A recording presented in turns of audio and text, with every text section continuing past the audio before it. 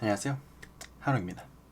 30년대 후반에서 70년대 초반에 이르기까지 이 파카 51은 거의 35년간 생산되었던 만년필입니다. 아무리 설명이 많이 하더라도 35년간 생산된 만년필의 역사 앞에는 다 채울 수 없는 빈 공간이 존재한다고 생각을 해요. 2004년 파카에서 정식으로 인증한 공식 서적이었던 데이비드 셰펄드와 마크 셰펄드의 책인 파카 51조차도 다 설명하지 못했다고 비판을 받죠. 169페이지에 걸쳐서 설명한 그들의 책에도 모든 파카 51의 내용들이 담기지 못했다 하는데 이 짧은 리뷰 하나로 모든 내용이 담길 리가 없어요. 이전의 제 리뷰들에 비하면 불친절할지는 모르지만 이 영상을 주파하시면 적어도 파카 51의 지식이 한 단계 업되리라 생각합니다. 파카 51은 당시 파카의 플래그십인데요. 플래그십은 해군의 함대에서 깃발을 펄럭이는 대장함을 말하는 것으로 그 회사의 모든 기술이 집약된 최고 등급의 상품을 말하는 겁니다. 현재 만년필 회사들의 플래그십은 하나같이 크고 화려하며 비싼 가격으로 만년필이 필기 도구라기보다는 장식품의 느낌을 주고 있습니다. 그와 다르게 이 파카 51은 크고 화려한 것과는 거리가 굉장히 멀죠. 오히려 굉장히 소박하며 언제 어디서든지 곧바로 꺼내서 사용할 수 있는 무난함까지 가지고 있습니다. 이것은 만년필이 장식이나 화려한 누군가에게 뽐내기 위한 소품이 아니라 일상생활에 사용하는 필기구이던 시절에 만들어진 것이기 때문입니다. 물론 파카 51도 화려한 소품으로서의 기능을 내기 위해서 캡과 배럴을 모두 금속으로 만들어버린 버전도 있었고요. 이게 아유 통으로 스털링 실버로 된 버전도 있습니다. 이와 같은 특수한 경우를 제외하고는 대부분의 파카 51은 필기구로서의 역할에는 충실했습니다. 지금까지도 이보다 더 나은 필기구를 찾기 어려울 정도로 필기구의 역할이 충실하니 말이죠. 일반적인 파카 51은 무광의 캡을 가지고 있는 경우가 많습니다. 파카 특유의 트레이드마크라 할 수 있는 화살 클립의 화살 깃이 촘촘한 것만 봐도 이 만년필은 파카의 하위 라인이 아님을 증명해주고 있습니다. 파카 만년필은 화살 깃의 촘촘함과 화살 클립의 완성도로 당시 파카 내에서 이 만년필의 위치가 어느 정도였는지를 보여주고 있습니다. 사용할수록 점점 기스가 늘어나다가 무광이 사라지면서 왠지 아이러니하게도 유광에 가까워집니다. 물론 잘 보관하며 사용하다 보면 오랜 시간 이 무광의 느낌을 만끽하실 수 있습니다. 주로 클립을 사용하다 보니 이 클립이 닿는 부분이 특히 유광이 되며 클립이 흔들림에 따라서 포물선 형태의 유광 기스가 생깁니다. 그리하여 어떤 사람들은 그 물방울을 보고 스마일이라고 부르기도 합니다. 아직 저의 파카 51은 스마일도 아주 적게 생겼을 정도로 꽤 깨끗한 상태를 유지하고 있어서요. 앞으로 사용하면서 이제 어떤 흔적들이 제게 더 생길지 기대가 됩니다. 저의 것은 미국에서 생산한 만년필입니다. Made in USA라고 적혀 있고요. 파카의 마크가 각인되어 있죠. 음각되었기 때문에 캡을 파내거나 깎지 않는 이상 생산지 각인과 파카의 마크는 지워지지 않습니다. 오히려 이 부분이 흐릿하다면 누군가 기스를 제거하기 위해 또는 수리의 흔적을 지우기 위해서 인위적으로 겉을 깎아낸 것을 의심해봐야 돼요. 파카 51은 미국뿐만 아니라 영국, 아르헨티나, 캐나다 등 정말 다양한 곳에서 생산되었습니다. 파카의 공장이 미국 한 곳에만 있었던 것은 아니기 때문입니다. 각각 국가에 따른 특징들이 있고 그 특징에 따라 형태를 보며 생산국을 추측할 수 있는 경지에는 제가 아직 오르지 못했기 때문에 무엇이 꼭 좋다, 무엇이 꼭 나쁘다 라고 단정적으로 이야기하기는 어렵습니다. 하지만 원래 제작되고 생산한 본국의 제품이기 때문에 아무렴 미국산이 조금 더 좋지 않을까 하는 생각을 문득 하곤 합니다. 대부분의 높은 가격에 낙찰되는 이베이의 파카 51들이 미국의 생산품들이 많아요. 저의 파카 51에는 약간 회색빛이 도는 주얼이 달려 있습니다. 해외에서 많은 구매를 하다 보면 이 주얼이 떨어져 나갔거나 색이 완전히 다른 경우가 있습니다. 오랜 시간이 지남에 따라서 주얼이 헐거워지거나 충격에 의해 파손이 되는 경우 가품을 붙여서 끼워 넣는 경우가 많기 때문입니다. 물론 스페셜 만년필에 검정 주얼도 있으므로 각 시기의 종류에 따른 주얼의 색과 형태를 알아두시면 재밌을 것 같아요. 많은 사람들이 구매하려고 시도하는 만년필인 만큼 가품과 조립품들이 넘쳐납니다. 되도록 파카 51과 같은 빈티지는 적어도 몇 개월간은 충분한 공부의 시간을 거친 뒤에 구매하시는 것이 좋아요. 수년간 파카 51을 비딩해온 사람들도 100%의 성공을 하지는 못하는 만큼 초심자들은 사실상 거의 실패할 것이 분명하기 때문이에요.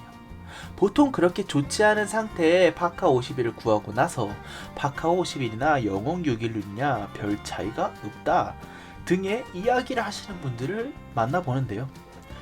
중고나라, 샤프연구소 등 검증되지 않은 불특정 다수가 거래할 수 있는 필기구 거래 카페에서는 반드시 조심해야 되는 만년필입니다.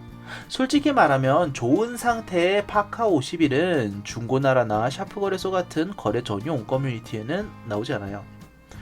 문방사무나 페노드와 같이 어느 정도의 회원에 대한 검증이 이루어진 후 거래를 허용하는 카페에서도 파카 51은 조심해야 되는 만년필이기 때문이에요. 정말 최고 상태의 파카 51은 지인 간의 거래가 되거나 번개 같은 곳에서 이 상태를 보고 제발 좀 팔아주십시오 하고 요청을 해서 거래가 되는 경우가 많아요. 파카 51 구하고자 하는데 온라인으로 충분히 확인할 만한 자신감이 없다 라고 하시면 1년에 2번 정도 열리는 페노드의 펜쇼를 노려보는 것도 좋겠습니다. 파카 51은 유선형의 몸체를 갖고 있는 만년필입니다. 만년필 어느 한 곳에도 각진 곳이 없이 곡선을 유지하고 있는 만년필이에요. 유의한 뾰족한 모서리라면 만년필의 이 촉 끝과 화살의 펜촉 끝일 텐데요. 화살 촉과 만년필의 촉만이 모서리, 즉 포인트를 가집니다. 굉장히 재밌지 않나요? 회사의 상징과 만년필의 이 상징, 이 두 상징만이 포인트를 가지고 있는 겁니다. 사실 이 만년필을 만들 때 여러 가지 고려된 요인들이 있겠으나 이 날렵한 유선형의 디자인은 아주 많은 것들을 생각하게 합니다. 파카 역시 이것을 알고 있었는지 많은 이미지들을 이 만년필에 투영을 하려고 노력을 했죠. 40년대 초반에 미국의 전투기였던 P-51과도 이름과 형태가 비슷해서 광고 이미지로 함께 활용되기도 합니다. 물론 이 이외에도 대기권을 뚫고 나오는 우주선의 형태라든가 해성으로 표현되기도 했습니다. 여러 자세한 이미지들은 구글 검색을 통해 파카 51 애드버타이즈 같은 정도로만 검색을 해도 다양하게 확인하실 수 있습니다. 파카 51은 이 후드닙의 대명사기도 합니다. 후드닙 하면 파카 51이고 파카 51 하면 후드닙이 생각날 정도로 그 파급력은 대단했기 때문입니다. 후드닙을 채용함을 통해서 공기 중에 접촉되는 면이 현저히 적어졌고 그로 인해 잉크가 빠르게 증발되는 문제를 해결할 수 있었습니다. 당시 잉크 경쟁으로 더 빠르게 마르며 손쉽게 사용할 수 있는 잉크의 제작에 기업들이 혈안이었기 때문에 이런 디자인을 만들었다고 할 수도 있겠습니다. 미국의 몇몇 그리고 국내의 몇몇 유명한 만년필 콜렉터 중에서는 파카 51의 탄생을 만년필의 잉크가 발전했기 때문이다 라고 주장하는 사람들이 있습니다. 대표적으로 우리나라에서는 페누드의 대표 운영자이신 을지로 만년필 연구소의 파카 51님이 이 주장을 하고 계시죠. 재미있게도 파카 51의 글에 파카 51님 이야기를 하시게 됐는데 그분의 저서인 만년필입니다를 본다면 그 내용을 알 수 있습니다. 간략히 설명해 본다면 이렇습니다. 나무위키 같은 오픈 위키에 꽤 잘못 설명되어 있는 부분들이 많은 것이 바로 이 파트인데요. 당시 잉크 제작의 대열에 있었던 파카는 새로운 잉크를 만들어내는데 성공했다고 합니다. 근데 그 잉크가 정말 빨리 마르기 때문에 종이 위에서 금방 말라 번지지 않는다는 장점이 있지만 만년필 닙에서도 빨리 말라버렸다고 하죠. 게다가 잉크가 강한 염기성이기 때문에 주로 사용되던 재질은 버티지 못하고 변형이 되는 문제까지 있었다고 합니다. 그리하여 파카는 새로운 재질의 만년필 그리고 잉크의 마름에 강한 만년필을 만들어야만 했던 겁니다. 그래서 나온 만년필이 바로 파카 51이라는 것이죠. 이것에 대해서는 해외의 유명한 컬렉터 중 한 명인 안드레아 람브로우의 책에도 나와 있는 설명입니다. 조금만 검색해보면 물론 영문이겠지만요, 이와 관련된 이야기를 많이 얻으실 수 있을 겁니다. 이 외에도 파카 51의 형태에 대한 여러 다른 주장들이 있으니 꼭 찾아보시기 바랍니다. 파카 51은 사실 여러 가지 필러로 제작이 되는데요. 크게 두 가지로 나누면 버큐메틱과 에어로메트릭으로 나눌 수 있습니다. 제가 가지고 있는 모델은 에어로메트릭 방식의 필러를 채용하고 있습니다. 마치 스포이드와 같이 눌러주어 잉크를 충전하는 방식입니다. 현재는 영호, 진아오 등의 중국산 만년필들이 대부분 이 방식을 채용하고 있습니다. 그만큼 완성도도 높고 오래 쓸 수 있는 방식인데 사실 중국제 에어로메트릭은 구조가 어설프기 때문에 진짜 에어로메트릭의 역할은 하지 못합니다. 파카 51이 맨 처음에 개발될 당시에는 버큐메틱 방식이었습니다. 원래 파카 51 이전에 파카 버큐메틱이라는 만년필 라인업을 갖고 있었기 때문인데요. 이전에 갖고 있었던 성공한 필링 방식이었던 버큐메틱을 채용한 파카 51은 8년간 생산이 되다가 에어로메트릭에 자리를 내어줍니다. 사실상 버큐메틱 역시 러버를 사용을 하고 있고요. 그 러버가 잉크의 강염기를 견디지 못했기 때문이었을 것으로 생각합니다. 이전의 고무색과 다른 나일론의 일종인 필리글래스를 채용하고 있기 때문에 공식 발표로는 30년간 교체 없이 사용할 수 있다고 하죠. 그리하여 고장나지 않고 오래 사용할 수 있는 파카 51의 시대가 온 것입니다. 우리가 흔히 구할 수 있는 파카 51들이 대부분 이 에어로메트릭을 갖고 있는 것도 이 때문입니다.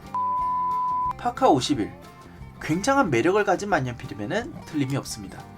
그 사용성에서도 형태에서도 이 역사적인 스토리에서도 말이죠. 크고 아름다운 립이라든가 화려한 장식이라든가 하는 것은 없지만 그 특유의 가식이 없음이 아름다운 펜이라 할 수 있겠습니다. 물론 어떤 펜도 단점이 없을 수는 없습니다. 파카 51 역시도 몇 가지 단점을 가지고 있으나 사용하지 않았다면 찾을 수 없는 단점입니다. 물론 그 단점들 역시도 오랜 시간 사용하지 않으면 찾을 수 없기 때문에 파카 51의 완성도가 가히 놀라울 따름이에요. 한 번도 파카 51을 접해보지 못했다면 언젠가 좋은 파카 51 한 자루는 꼭 사용해 보시기 바랍니다. 오늘은 여기까지입니다. 궁금하신 것, 또 좋은 아이디어를 댓글로 남겨주시면 답변을 드리고 앞으로의 영상 제작에 반영하겠습니다.